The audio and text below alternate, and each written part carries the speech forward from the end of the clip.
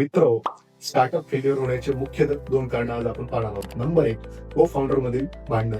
Number 2, wrong company structure. आजच्या व्हिडिओमध्ये आपण नंबर 2 चं कारण पाहणार आहोत. LLP versus private limited. Ownership बघा, पार्टनरशिप मध्ये पार्टनर्स कडे ओनरशिप असते, कंपनीमध्ये शेअर्स कडे ओनरशिप असते.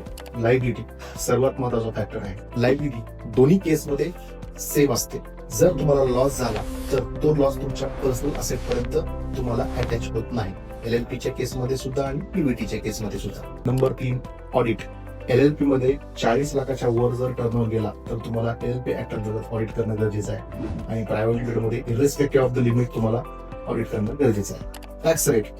LLP मध्ये जवळपास 30% टॅक्स लागतो आणि प्रायव्हेट लिमिटेड मध्ये 22% 25% असा ऑप्शन्स आहे. म्हणून प्रोफेशनल आणि फॅमिली बिझनेस साठी LLP सोयीस्कर आहे आणि स्टार्टअप आणि स्केलेबल बिझनेस साठी प्रायव्हेट लिमिटेड सोयीस्कर आहे.